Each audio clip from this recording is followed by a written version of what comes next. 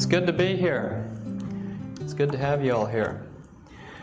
My job tonight is to teach you things that would put me out of business, I guess. To keep you from having to suffer those things that would put you in the hospital or make your life miserable. Healthy 100, breaking the age barrier. You know, we talk about breaking the sound barrier. Maybe you remember when the pilot that first did this took off and flew an airplane faster than the speed of sound. Anybody remember who that was? Yes, Chuck Yeager. And I guess they decided to send him up instead of a monkey that time. But he got in the airplane, pushed the throttle forward, and nobody had done that before, and went faster than the speed of sound. Well, now we got to talk about breaking the age barrier. Going past 100. More and more people are doing that. Some people are doing it better than others. Here's Jack LaLanne, 91 and still growing strong. He works out 2 hours a day. That's a long workout. 1 hour with weights and another hour in his exercise pool. He has an interesting set of nutrition secrets you should know something about. If man made it, don't eat it. If it tastes good, spit it out. Well, I don't know if that's entirely, good advice, but it would certainly help a lot of people. He says, I can't afford to die. It would ruin my image. He's an interesting fellow. Well, we've come to think of aging as being associated with getting sick. As you get older, you start having to, put your pills in these little containers that has one little lid for each day of the week, and you know that your social life is sort of around your office visits with the doctor, and you think, well, when I get old, my blood pressure will go up, and I might get macular degeneration, and well, maybe it becomes a self-fulfilling prophecy. People think that they're going to get heart disease and cancer and diabetes and Alzheimer's and I can't remember what the others were. Arthritis and macular degeneration, and maybe there's a certain amount of self-fulfilling prophecy where you kind of brought it on yourself.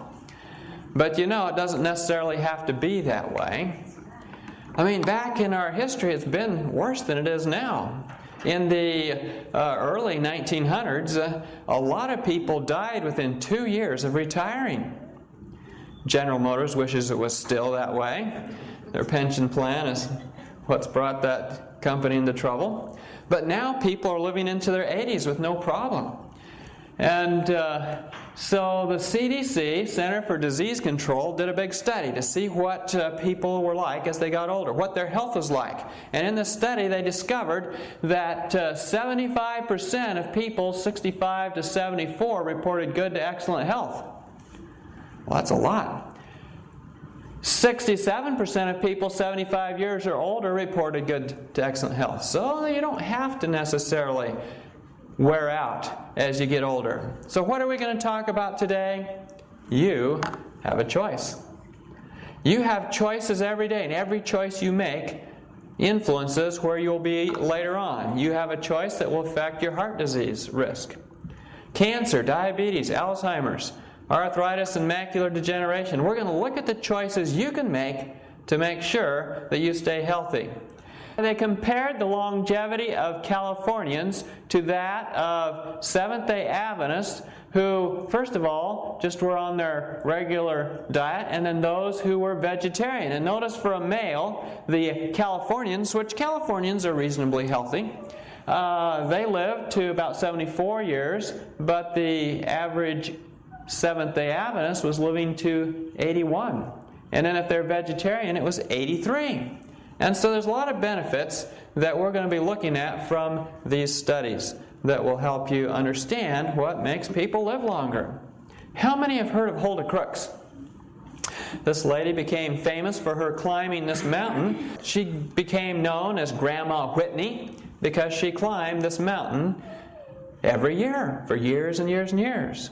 But she wasn't always that healthy. She wasn't always that fit. She wasn't always ready to tackle that mountain. When she was 40, she described herself as a nervous academic. She was a school teacher. At that point in her life, she decided to get married. She married a physician out in Loma Linda and decided, well, I better get healthy if I'm going to be a part of the medical community. And so she started exercising, walking for exercise, and eating a plant-based diet. Well, by the time she was 60, she was so much more healthy, she decided to start climbing this mountain. And so every year after that, she climbed that mountain, she climbed other mountains, she climbed Mount Fuji over in Japan, and a number of other peaks around the world. She finally passed away at 101, just peacefully slipped away in her sleep. No chronic diseases, nothing seriously wrong with her. Doesn't that sound a lot nicer than cancer or diabetes or high blood pressure or Alzheimer's? Yes, and so that's what we're looking for. Have you seen this National Geographic? They went around the world, they identified 3 people groups who lived longer than anybody else. The Sardinians in Italy, the Okinawans in Japan, and the Adventists in Southern California. They noted that only the Adventists were not losing their longevity edge, meaning that the others were not going to live as long as generations passed. They looked at some of the Sardinians' kids and noted that they were eating food out of crinkly bags. I know none of you do that, so we don't have to talk about crinkly bag syndrome, do we? Okay, I hear some chuckles. Well, we'll pick on that when we talk about diabetes in a few nights. Well, here's their list of things they felt were the reason why Adventists lived longer. They don't smoke. They put family first. They're active every day. Keep socially engaged. Eat fruits, vegetables, and whole grains. Eat nuts and beans. And the Adventist Health Study is one of the first studies that showed that nuts were especially helpful for things like reducing heart disease. They observe the Sabbath and have faith. Well, that's an interesting list for the National Geographic to come up with. They went on to say, Adventists also observe Sabbath on Saturday, socializing with other church members and enjoying a sanctuarian time that helps relieve stress. Did you know that vegetarianism is one of the fastest growing movements in the world? A lot of, when we're on the road and we want to look for health food, you know where we go? To a college town. And there's almost always a health food store there. Because the young people, even out in society, are recognizing the benefits of healthy foods. All right, what about coronary heart disease? Avoiding the killer fats. The general population has a fairly high risk of dying of a heart attack. We lose nearly 500,000 people per year to heart attacks. But notice that the non-vegetarian Adventist cut that risk down by about 44%. Those who are lacto-ovo vegetarians, mean they add eggs and milk to their vegetarian diet, saw a further reduction. But those that were on a total plant-based diet reduced their risk of dying of a heart attack down to only 14%. So you can see, you can choose where you want to be on that graph by choosing your diet. Now, what about certain parts of the diet that could affect heart disease? One thing they looked at was whether they ate meat and how often they ate meat. And in this case, they were looking at beef. How often is beef eaten? If it's never eaten, then the risk of dying of a heart attack is fairly low. If you eat meat, say, less than 3 times per week, then the risk of dying of a heart attack doubles. And as you eat more often, it goes higher and higher. Well, why is that? Why is meat such a cause of death from a heart attack? Well, we could all probably point to one factor that's very popular these days, and that is cholesterol. Now, this is from the Framingham Heart Study, where they discovered that if people had a higher blood cholesterol, they had a higher risk of dying of a heart attack. And so as the cholesterol goes over 150 or 140, then the risk of dying of a heart attack goes up and up precipitously. On the other hand, if you can get your cholesterol lower, you may still have a heart attack, but the likelihood that you will die goes way down. And in fact, if you get your cholesterol below 140, then the risk goes down even further. Let's just look at the cholesterol in regular foods. Is there any cholesterol in fruit? No. Vegetables? Not even avocados? Nuts? Olives? Why not? Why wouldn't a peanut have cholesterol?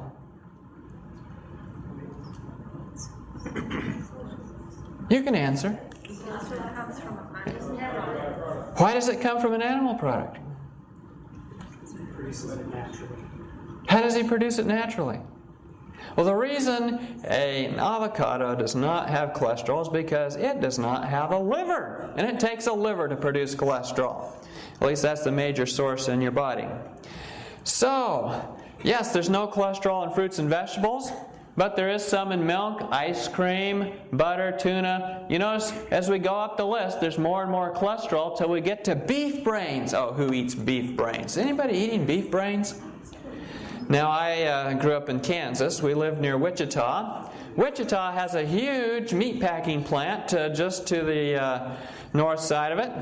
And we had a friend who worked there as a night guard. And he was walking through, and here was a bunch of cow heads, hair and all horns and brains, going in a big machine, a bunch of noise, a bunch of grinding. Out the other end of the machine came a green blob.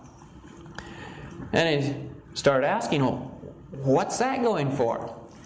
And they said, well, with a little more processing, that will be animal shortening. So a lot of people are eating beef brains.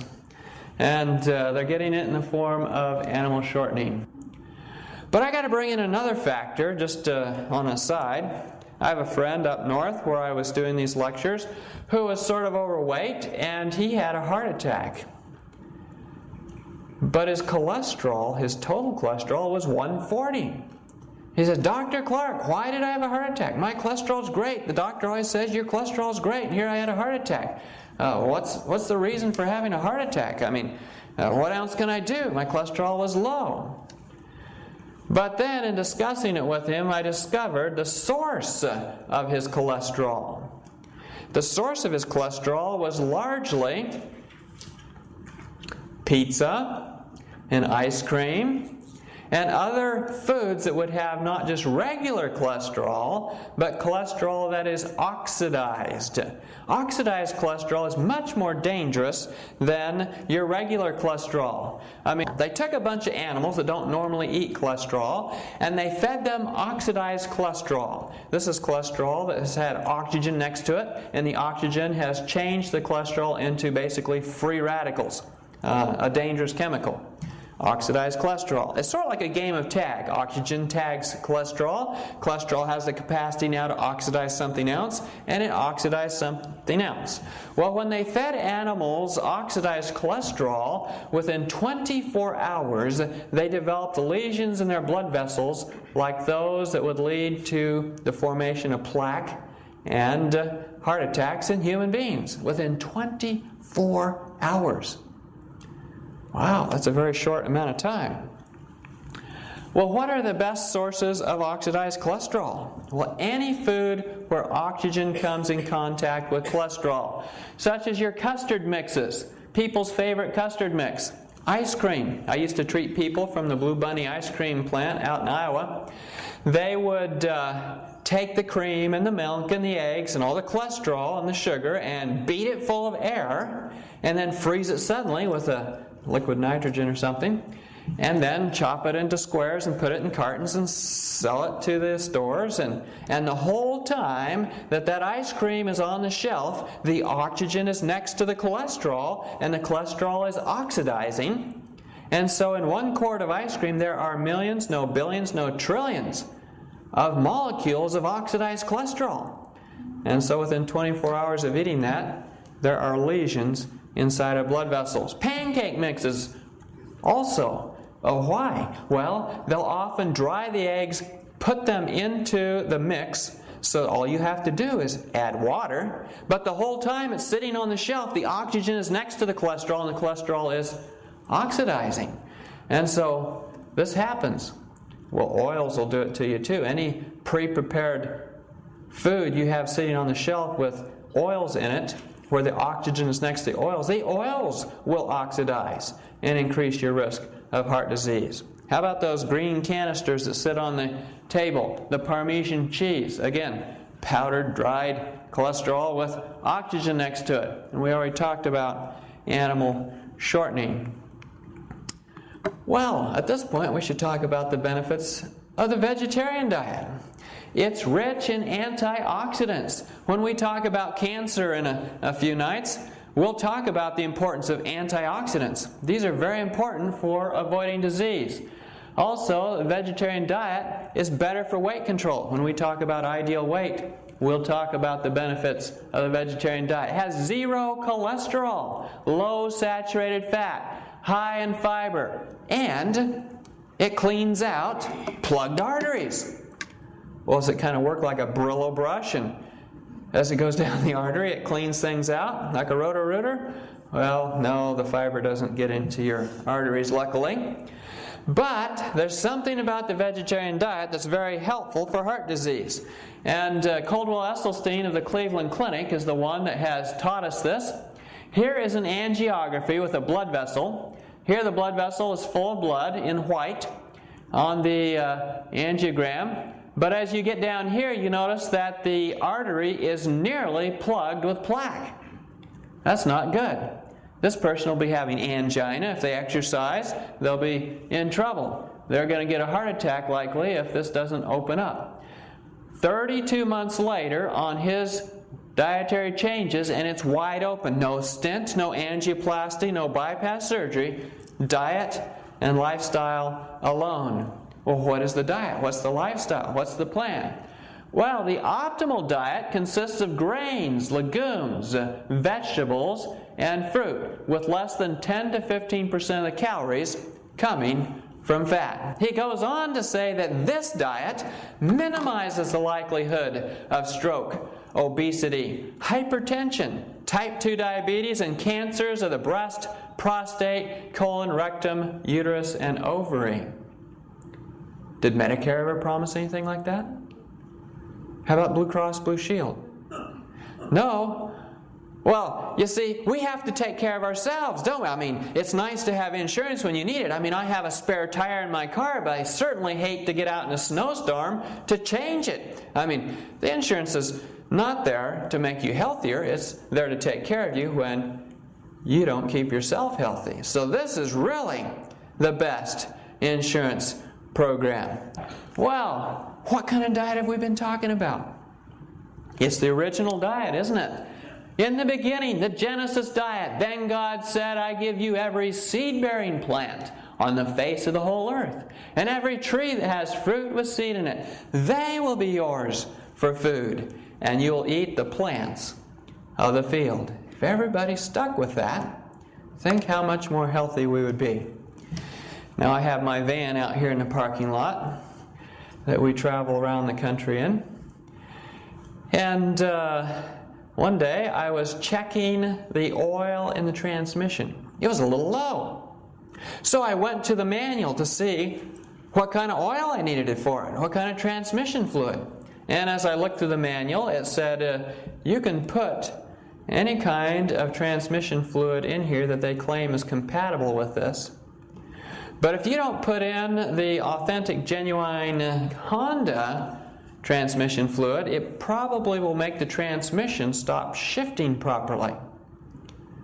Oh, okay. Well, so we had to make sure we had the right kind of transmission oil in it. I met a friend just recently who had a van similar to ours, and he put the wrong kind in, and his has not shifted right since. So the manual was correct. It wasn't just to talk about selling their transmission fluid. Well, who made the Honda van? Well, somebody over in Japan, I guess. Who made our bodies? God did. What did He say to put in it? Here we have it. The manual. What happens if we put something else in it? It's not going to shift right. The transmission might not work. Well, there's other things that increase your heart disease risk. And one of those is stress. I can't stress this enough. Stress is a huge problem. In fact, in a study in England where they looked at smoking, drinking, and other lifestyle-created diseases like heart disease and cancer and high blood pressure and diabetes, they discovered that stress, far and away and above anything else, increased the risk of a heart attack. 6 times greater than all the other things. 6 times greater than people who smoke, drink, and have other lifestyle problems? Yes, stress is a huge factor. Oh, did you know you can drink your heart attack away? Well, not alcohol. Water. People who drank 5 or more glasses of water per day reduced their risk of a fatal heart attack by 62%. Wow. Why only 5? I thought you're supposed to drink 8. I asked one of the researchers that. I said, now wait a minute, 5? You're lowering the standard. I thought it was 8. And he said, whoa, you're getting the wrong message. He says, we put them in 3 categories. And the top category is 5 or more. But really, the average of the top category was more like 8 or 9. So, in reality, we still need to drink our 8 glasses of water. And it's important. It helps thin your blood, helps keep your blood from having too many toxins in it. How do you know when you've drank enough water? Well, there's a couple ways to know. One, of course, is to see when your urine starts turning more pale. And that'll work if you're not taking all kinds of dangerous supplements that make your urine turn other colors. But also, you should be drinking about 30% more than what your body tells you you need. In other words, your thirst. If you drink just as much as your thirst tells you you need, you'll probably be about 30% lower than what you should be. So drink extra. That's good. Now here's a study they did on the Harvard graduates. They call it the Good Health Practice Study. They wanted to see what would make people live longer. And they came up with the fact that the number one thing that makes people live longer is if they keep moving. If they're active. Physical activity is the best predictor of longevity. Well, if you keep wiggling, they won't put you in a box, right? But getting out and walking, those who exercise the least, on the other hand, had a 3-fold increased risk of premature death. If you just sit around and do nothing, you tend to deteriorate. Let's talk about cancer. And this again is a preview of the whole lecture we're going to do on cancer. And I asked the question, what's eating you? Sort of a double question, because cancer does eat you from the inside out, or sometimes from the outside in. But also, cancer is very related to stress. People with a lot of stress have more cancer. In the year 1900, only 3% of death certificates listed cancer as the cause of death. Now, cancer has surpassed heart disease as the number 1 cause of death for Americans under the age of 85. How have we come so far? What big changes have happened? And if we can see what we've done to cause the increased risk, what can we do to reverse that? That's our goal. So, probably the number 1 carcinogen is tobacco. And we've always known tobacco is related to lung cancer. Well, lung cancer is a problem, but it's also related to a whole host of cancers, as you can see there. And I won't read you the whole list, but more and more cancers related to tobacco, both smoking it and secondhand smoke. It also increases the risk of dying of other things that will shorten your life and keep you from living to 100. Strokes, osteoporosis. We're going to talk a lot about osteoporosis here in a few nights. And heart disease goes up by 3 times, lung cancer risk goes up 10 times, and emphysema, or we call it COPD, goes up 25 times. But what about alcohol? This is an interesting one. How many American soldiers died in Vietnam in 13 years? Anybody know? Yeah, somewhere around 50, 60,000 in 13 years. But cancer deaths related to alcohol number about 60,000 every year. Every year. Not domestic violence, not homicides, not automobile accidents, cancer from drinking alcohol. But they told me that I needed to drink a moderate amount of alcohol to help my heart.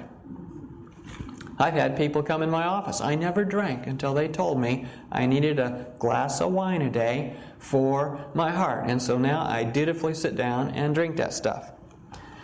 Well, what they didn't tell you is moderate wine consumption increases your risk of prostate cancer by 48%.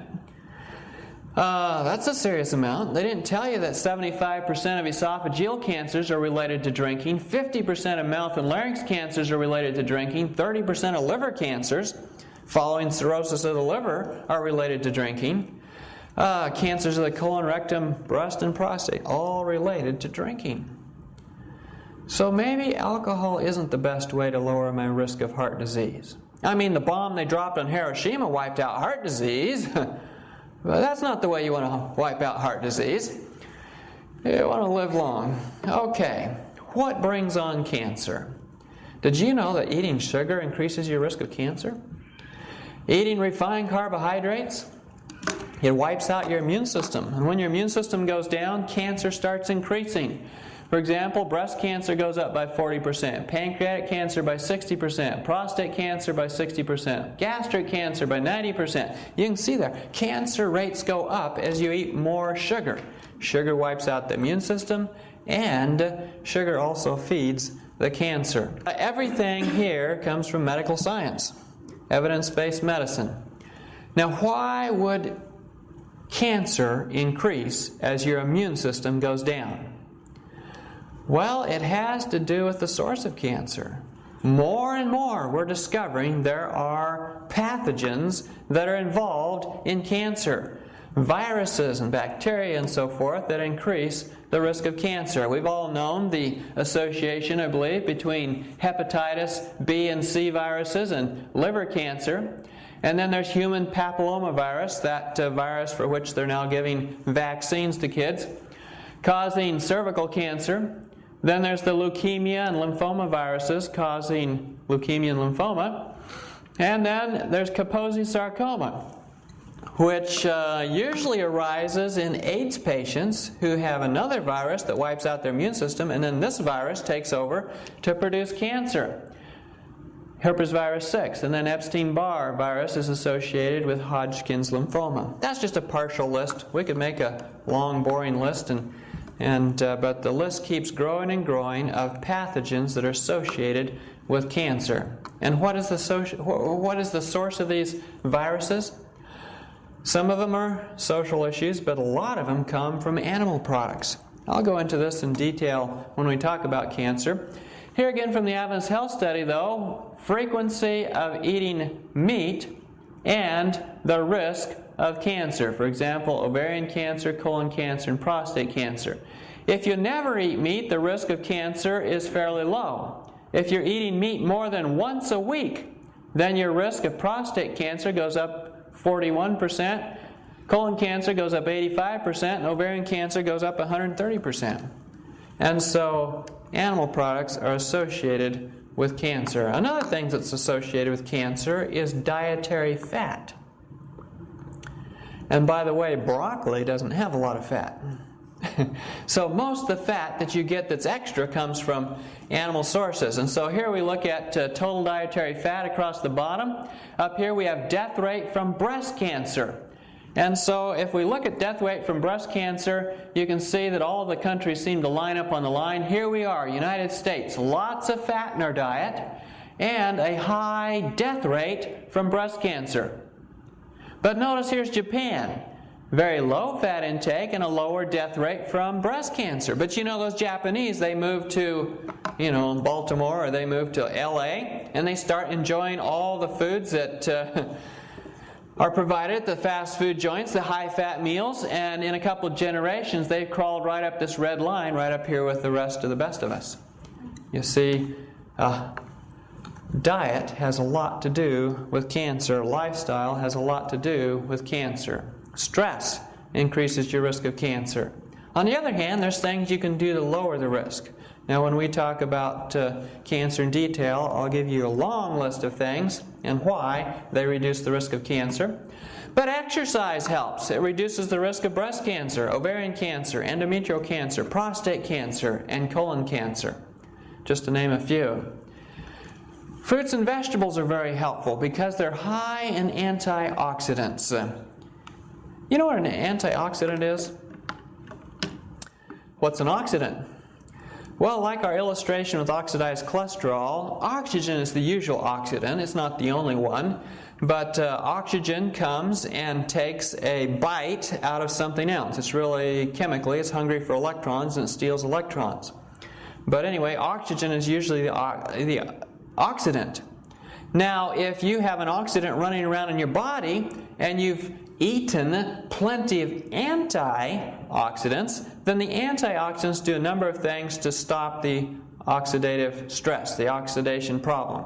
What they'll do is they'll either be free radical scavengers, meaning they basically engulf the oxidant and take it out of the system, or they will just plain neutralize the oxidant. Maybe they will supply the electrons that the oxygen is looking for without incurring dangerous damage to themselves. They don't keep on the oxidative stress. They don't pass the oxidation on to anything else. So antioxidants are very important. Well, maybe I can just take an antioxidant vitamin. Would that help? There's been a number of studies within the last year where they've looked at antioxidant vitamins that were sold for supposedly to stop aging or to protect you, help your immune system for the pandemic influenza or whatever. And in all the studies I've read in the last year, none of the antioxidant vitamins had any antioxidant potential against a standard panel of oxidants.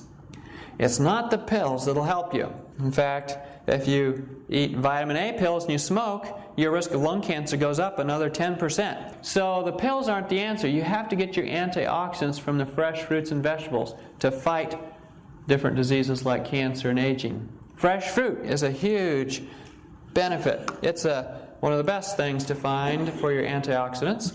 Fruit is high in not only antioxidants, but substances that neutralize carcinogens. What's a carcinogen? Something that's going to cause cancer. Fruit has flavonoids and lemonoids and fiber and pectin that help fight cancer. Vegetables as well are very beneficial, especially because they have fiber. Fiber that carries toxins out of your body. We often eat things that have toxins that are carcinogenic, or they're in our environment. When you eat vegetables with lots of good fiber, the fiber tends to absorb the toxins and carry them out of your body. People's favorite vegetable, I believe, when they get cancer is the carrot. Probably because of the vitamin A, and it is very good at fighting cancers, reducing the risk of lung cancer, prostate cancer, pancreatic cancer, which is a real killer, and cancers of the colon and small intestine. Well, why don't I just take vitamin A pills? Well, vitamin A pills usually have beta-carotene. That's one form of vitamin A. If you eat the carrot, there's like 273 different active forms of vitamin A, according to one study. Retinols and carotenes and carotenoids and so forth, all related. And so if you eat the carrot, you're getting a lot more different forms, and you're not getting one in super concentration. Now, people who are trying to get over cancer often find it very beneficial to go on a totally fresh fruit and vegetable diet. I lecture at a couple of alternative cancer treatment centers, and I've watched what they do. And one of the things that's very high on their priorities is getting the people on a lot of fresh fruits and vegetables because they have all these antioxidants. I mean, does fish have antioxidants? How about beef? No. So if you're not a part of the solution, you're part of the problem. And if you're just eating food that's totally deficient in antioxidants, you're in trouble. And in fact, people who get autoimmune diseases, statistically, they eat far fewer antioxidants and anti-inflammatory phytochemicals than people who don't get autoimmune diseases. So we'll talk about that when we talk about autoimmune diseases in a few nights. One thing that helps people reduce their risk of cancer and helps them fight cancer is to reduce the number of calories they eat. When you eat extra calories, your body has to do something with those. And oftentimes those extra calories lead to more and more oxidative stress, more free radicals in your body. and this increases your risk of cancer. On the other hand, restricting your calories helps you to avoid that. The people who taught us this were the Okinawans. Remember we said the Okinawans were identified by the National Geographic as another people group that lives longer? Here's a little graph on that. Notice that Okinawa is in the yellow, and they're the longest lived, with average person living somewhere around 83, compared to Sweden in the white, Japan in the red, and the United States in the blue. They eat 40% fewer calories than Americans. You know, we could often eat half what we do. How do you decide how much food to eat? Well, if it tastes good, eat more, right? Well, that really has nothing to do with your caloric needs or whether you're going to live a long time. In fact, they've discovered that you basically get to eat so much food in your lifetime and then you die. You know, your heart beats a certain number of times, and then you die. And if you get your exercise, your heart rate goes down, and you get to spread those beats out over a little longer period of time. Well, so you get to eat so much food, and then you die. So I guess you decide when you want to eat that food. And in laboratory animals, they've discovered that if they feed them, well, in one group of rats, they fed them 65% less food than they would normally eat if they were just given as much as they wanted. And they live 65% longer than regular rats. In fact, in the article, in the research article, they said these are probably the longest lived rats in history. Well, I don't know that we would live 65% longer if we ate 65% less, but you get the illustration. And the Okinawans are showing us that at least they live a few years longer when they eat less. They have a lot less cancer, 80% less breast and prostate cancer, 80% fewer heart attacks. A lot of things beneficial for them. 75% more likely to retain cognitive ability, meaning they won't get Alzheimer's. And 50% fewer ovarian and colon cancers, 50% fewer hip fractures. All benefits of eating less food. Let's talk about diabetes, the butter with the sweet. Well, what an interesting name. It's not the bitter with the sweet, we talk about that sometimes, but the butter with the sweet. So, you know, diabetes is increasing quite rapidly. In 1980, we had about 6 million Americans with diabetes. In 25 years, that number increased to in 2005 to 21 million diabetics. And since diabetes is inherited, we know that the diabetics are having far more children than everybody else. Well, no, that's not true, because diabetics have a hard time having children. And so what is it then? Well, it must be more than just having children and being inherited. There must be something else going on, and there is. A lot of things going on. By the way, diabetes may not kill you, but the complications of diabetes will. 65% of people with diabetes die of heart disease and stroke. Diabetes can reduce your life expectancy by up to 1/3. Instead of living to 90, you only live to 60. You get more infections, more likely to die of things like a pneumonia or influenza. And the heavier you get, the higher your risk of diabetes. If you want diabetes, it's simple. Just eat 2 or more fast food meals per week and watch television. And then your risk more than doubles. Did you say 2 or more fast food meals per week or per day? No, per week. A lot of people are eating that much per day, right? But let's talk about some of the big causes of diabetes. Why would fast food meals cause diabetes? Well, it has a lot to do with the fats in those fast food meals. If you're not eating a lot of fat, and most of your fat is coming from vegetable sources, say 17% of your calories coming from fat, then your risk of diabetes doesn't go up appreciably, only a little bit. But if you start eating a lot of fat, say 46% of your calories coming from fat, your risk of diabetes goes up 40%. Now, there's certain fats that are much more dangerous. One of those is trans fat. Have you heard of trans fat? They're starting to label products whether they have it or not, right? If you just increase the amount of trans fat in your diet up to 3% of your calories, your risk of diabetes goes up 44%. And by the way, the average American gets about 4.6 percent of their diet as trans fat. So this isn't an unrealistic amount. So diabetes goes up as the trans fat goes up. How about cholesterol? How much cholesterol is in one egg? 200 and something, that's right. And so a little more cholesterol than is in one egg will increase your risk of diabetes by 60%. Oh, but I heard eggs didn't have cholesterol, or the cholesterol in them is just different. If I eat the cholesterol in eggs, it isn't as bad as eating the cholesterol in something else. Well, a study came out this last 6 months where they looked at eggs and diabetes. 1 egg per day will increase your risk of diabetes by 75%. So there's something that isn't quite right about the cholesterol in eggs either. Saturated fat, animal fat, 36% of your calories coming from that source increases your risk of diabetes by 66%. Now that's in people. In laboratory animals, they discovered if they fed them 75% of their calories coming from fat, their risk of diabetes went up 340%. So, more fat you eat, the higher your risk of diabetes. But there are some things you can do to reduce the risk of diabetes. Activity is one of those. The more active you are, the better. Comparing people who are sedentary with those that are most active, we discovered that the most active people reduced their risk of diabetes by 46%. Activity is very helpful. Now, what will really make a difference in diabetes? Let's look at lifestyle changes here for a little bit. This is a big study. New England Journal of Medicine back in 2002, where they took people who were pre-diabetic. Pre-diabetics are people whose blood sugar has started to go up, but it isn't quite up to the level that we call them diabetics. Pre-diabetics. And they're most likely to go on to get diabetes. I mean, preschool, you go on to school, pre-diabetes, you get the idea, you go on to diabetes.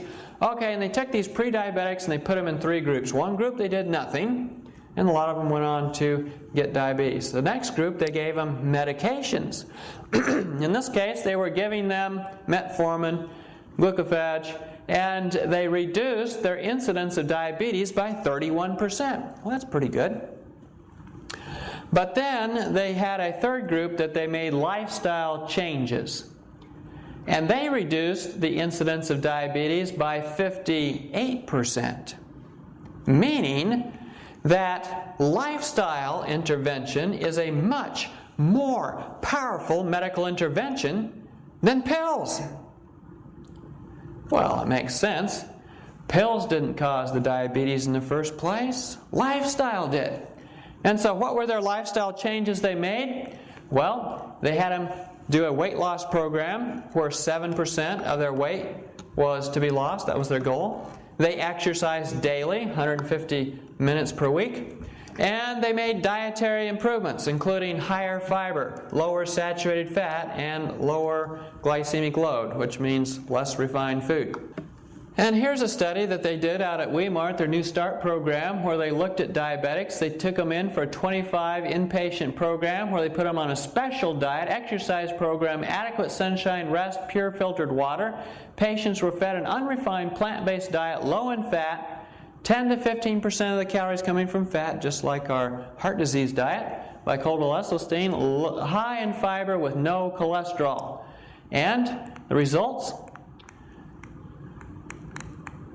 Average weight loss was almost 11 pounds. Nearly 1/4 no longer needed insulin or drugs to control their blood sugar. Those who still needed injections saw their insulin requirements cut nearly in half. Average blood pressure dropped from 155/81 to a safer 132/77. And 81% had complete relief of the diabetic peripheral neuropathy. Big changes. Big changes. All right, does anybody remember what Alzheimer's disease was? Oh, yes. Alzheimer's disease. It's coming back to me now. Alzheimer's disease, well, it's that forgetfulness disease. And the worse it gets, the harder it is on the people taking care of the Alzheimer's patient. But the Alzheimer's patient could really care less. And they go around meeting the same people again and again. And it makes an interesting test population because their caregivers are probably the most stressed out people on earth. And so we study them for the effects of stress. But it destroys the person's ability to remember or to learn or reason or make judgments or to communicate. And they become changed in personality. Alzheimer's deaths. Alzheimer's is the 8th leading cause of death for people 65 years of age or older. Really? Since when does Alzheimer's kill you? 20,000 Alzheimer's deaths in 1995. Well, okay, so it kills you. How do I prevent it? That's the important part. Once you start going down that track, it's hard to, reverse anything. You can often stave it off or stop it or slow it. But the best thing is never to get on that track. Well, what do I do to keep from getting Alzheimer's? Well, a healthy body supports a healthy brain. Healthy lifestyle helps with a, healthy body and then a healthy mind. Well, blood pressure control. That's very important for Alzheimer's. Oh, well, why is that? They did a study on people who had high blood pressure. They started scanning a bunch of hypertensive brains. And when they scanned people with high blood pressure and scanned them serially over time, they discovered that people with high blood pressure developed Alzheimer's lesions 10 times faster, at a 10 times faster rate than the regular population. Wow. Well, they said, okay, we got to fix this problem. Let's give them pills. So they gave them pills to lower their blood pressure. And while the pills lowered the blood pressure, they did absolutely nothing to slow the rate at which the people were getting Alzheimer's lesions in their brains. You see, in order to stop the Alzheimer's lesions, you'd have to stop the lifestyle practices that caused both the high blood pressure and the Alzheimer's. Cholesterol. Cholesterol is a huge risk factor for Alzheimer's. Regular physical activity is very important for keeping your brain healthy. You see, if you aren't very active, your blood becomes sluggish. It isn't pumped around as well, and your brain is very blood hungry, very oxygen hungry. It uses a lot of the oxygen in your blood. Ongoing exercise of the brain is important too. Learning new things. My wife's great-grandmother passed away this last year. She was 103, but she was sharp as a tack. We said, how do you keep as sharp as a tack? She says, I read 3 books a week. I mean, she was very sharp. She was telling us, we got to talking to her, and we asked her, well, where did you grow up? Oh, I grew up in southern Oklahoma. Well, I'd been down in southern Oklahoma before, and I said, well, is that near, she named the town. I said, is that near Lawton? She says, oh, no, that's about 45 miles from Lawton. You have to go through this town on that road to get there. And she hadn't been there in 45 years. Keeping active, always thinking, learning new things. On the other hand, like I said, the high blood pressure is a problem. What's the biggest cause of high blood pressure? Well, besides eating salt, gaining extra weight will do it to you. And this is a slide from our Ideal Weight lecture. Notice that if you gain 35 pounds over your ideal weight, your risk of high blood pressure goes up 132%. Gain 55 pounds, it goes up 265%. On the other hand, if you lose some weight, then your risk goes down. Losing 13 pounds could reduce your risk of high blood pressure by 24%, and losing 22 pounds can reduce the risk by 53%. So weight loss is an important part of any blood pressure reduction program. Alzheimer's among friends. People who have friends have a lot less Alzheimer's. Keeping socially engaged, keeping socially active helps reduce the risk of Alzheimer's. Cholesterol. And, rabbits aren't supposed to eat cholesterol. I'm not supposed to eat my garden either. But they do.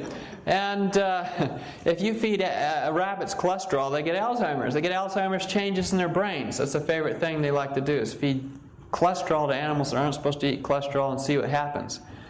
Mad Alzheimer's disease. Have you heard of mad Alzheimer's disease? Well, I kind of made that up. But a recent study linked up to 13% of Alzheimer's victims as really having mad cow disease. And nobody's really checking. I mean, we don't do autopsies on Alzheimer's patients. Autopsies cost money, and these guys kind of, step out of society long before we're interested in why they die. There is 3 times the risk of developing Alzheimer's in meat eaters as opposed to vegetarians, due to the cholesterol, due to the high fat, and possibly due to the mad cow disease. Oh, we don't have mad cow disease. Have you heard of a case of mad cow disease in America? We don't have it, do we? I have a friend who's a physician, He was in a state that I shall remain unnamed, and he had a patient came in, a lady with full-blown mad cow disease. They found the cow had mad cow disease. They quickly disposed of the cow. The lady died. Did that hit the news? No. They made sure that didn't hit the news. We have deer, like in Iowa, chronic wasting disease.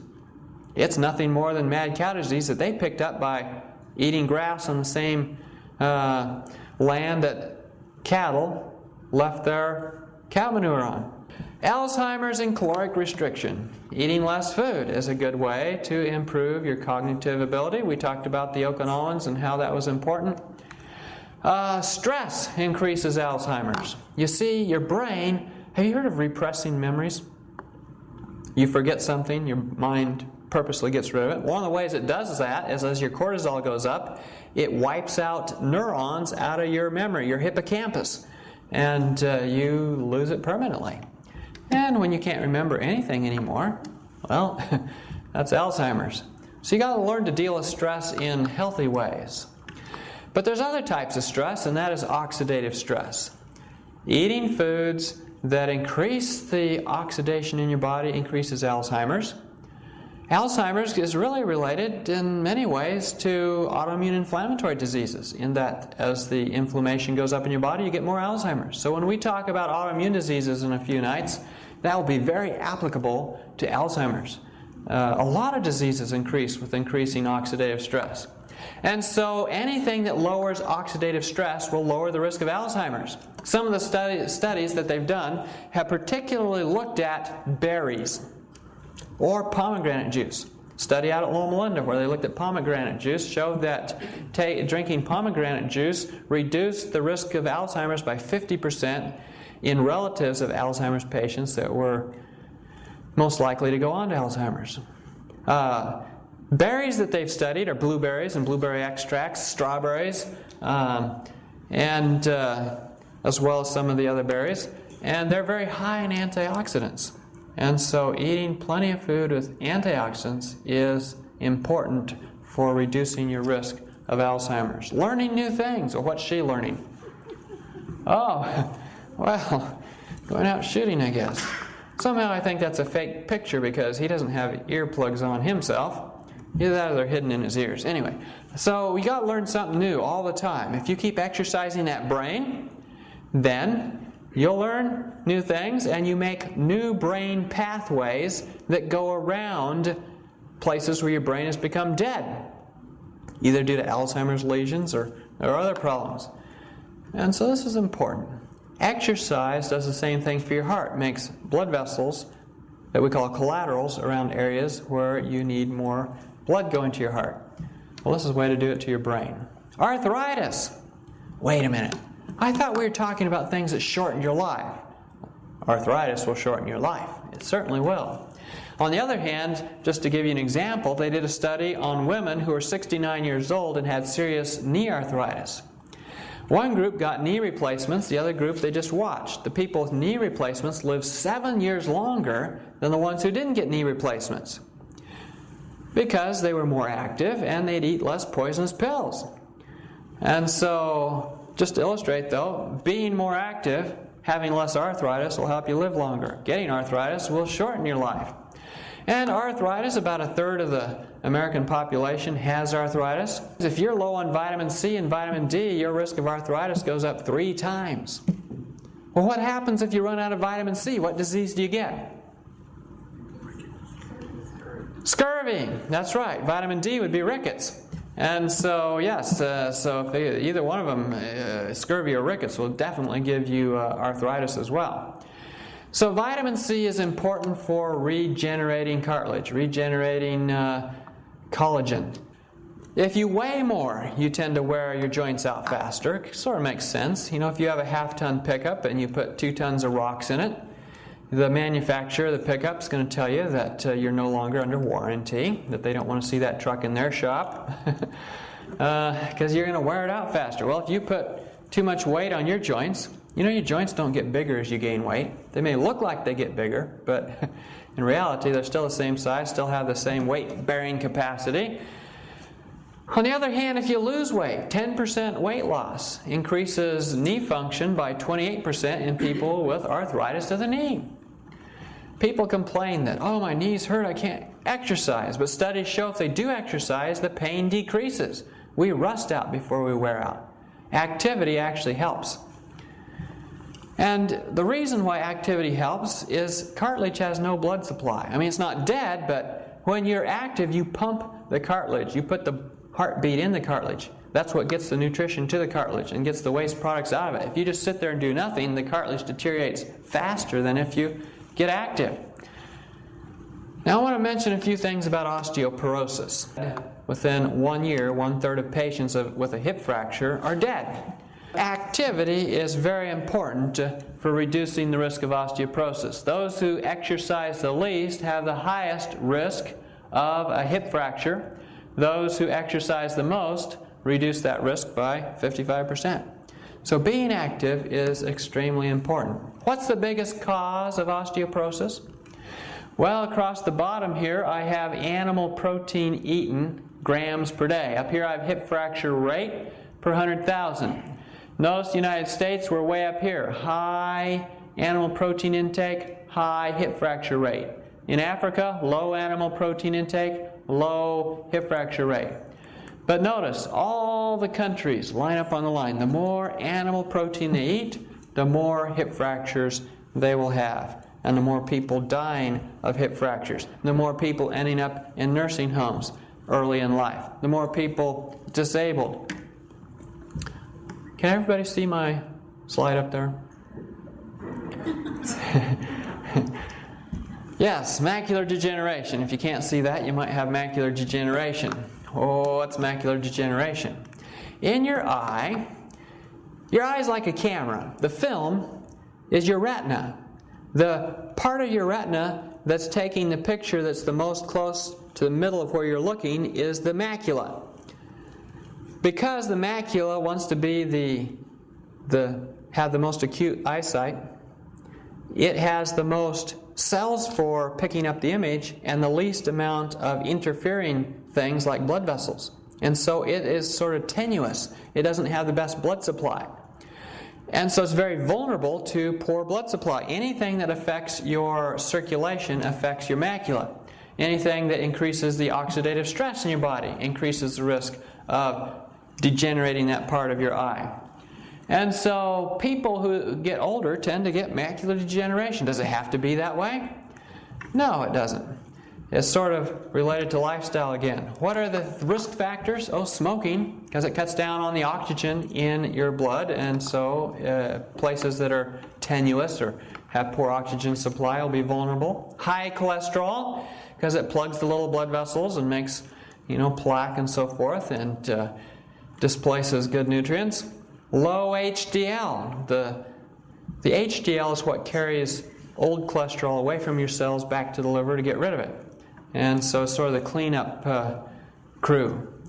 Diabetes. People with diabetes. This probably should be at the top of the list because diabetes is one of the biggest causes of blindness in America, and between macular degeneration and retinopathy, it's number one cause.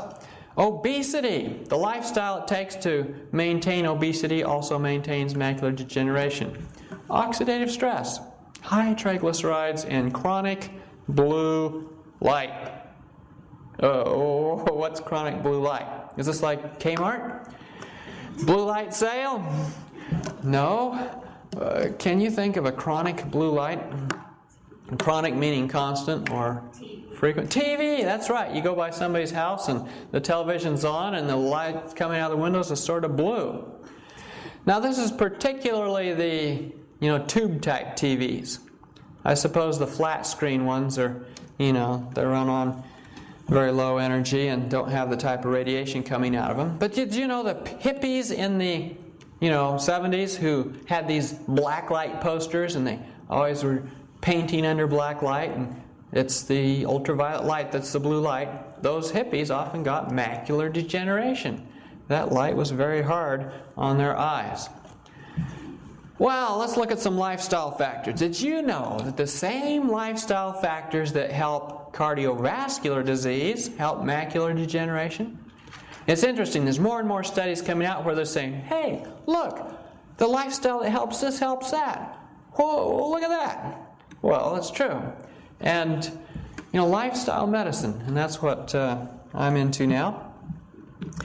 It's interesting. I was talking to the recent past president of the American College of Lifestyle Medicine. He was talking all about the benefits of lifestyle medicine. It's pluripotent. I mean, one cure seems to cure all. It's very interesting because you'll see as we go through this that lifestyle has a potential to help most of these diseases. So what are the good things for macular degeneration? Oh, vitamins. Vitamin A, C, E, and zinc. Spinach and cabbage have certain phytochemicals that are helpful. Zeaxanthin and lutein. Oh, I can buy a vitamin that has all those. I was up in Connecticut giving this set of lectures. A lady came up to me afterwards and said, Dr. Clark, how can I get my liver to go back to its normal size? What can I do for my liver? I've got a swollen liver. I have an enlarged liver. So I was curious, well, how do you know you have an enlarged liver? I wonder if I have one. No, I didn't say that. But, how do you know you have an enlarged liver? She says, well, I was in an automobile accident 2 years ago. And they took us in the hospital, on a backboard, and they ran us through a CT scanner, and they said, well, everything looks fine. You're not bleeding inside, but you have an enlarged liver with a ruffled border on it. She says, really? Why would I have an enlarged liver with a ruffled border? They said, well, we've seen that a lot in people who take multivitamins, particularly multivitamins for your eyes. She says, I'm on Ocuvite. I take it all the time. They said, get off it as fast as you can. She says, I went off of it, but my liver has not reduced in size in the last 2 years. It still has a ruffled border and it's still enlarged. They checked it. And so we talked with her about a program for fixing her liver. Can be done, but a lot of these pill vitamins are not what was in the original foods. It's best to get your vitamins, minerals, antioxidants, your nutrients from food, not from pellets. All right, retirement health by design. That's what we're talking about here. Successful aging involves lowering one's risk of disease. That's what we'll be talking about all week. Lifestyle medicine. Develop strategies to maximize your genetic strengths while compensating for deficiencies. So if you know everybody in your family is dying of cancer, come to the cancer lecture. Make sure you follow all the advice to lower your risk. If you know nobody in your family dies of diabetes, well, there's still a lot of good information in that lecture. Come anyway, but learn, but you know what to concentrate on. So is it a self-fulfilling prophecy or not? What we have shown is that you have a choice. You can lower your risk of heart disease, cancer, diabetes, Alzheimer's, arthritis, and macular degeneration. You have choices to make. So, you live to your potential. Don't waste your life savings on medical bills. That's the number one cause of bankruptcy in America. At least it was before the mortgage crisis. You don't want to miss being there for your great-grandchildren. You don't want to be a burden to others as you get older, retire to a nursing home. On the other hand, identify your inherited and cultivated disease weaknesses and learn to make them your strengths. Oh, are we forgetting something? You can have the best lifestyle in the world and still die? The people who ate the best food that you can eat. Manna. They died. Your fathers did eat manna in the wilderness, and they're dead. How can we avoid this? How can we live forever? Well, we have to eat the bread of life. Jesus said, I am the living bread which came down from heaven. If any man eat of this bread, he shall live forever. We can break the age barrier, can't we? We just have to make sure we eat the bread of life.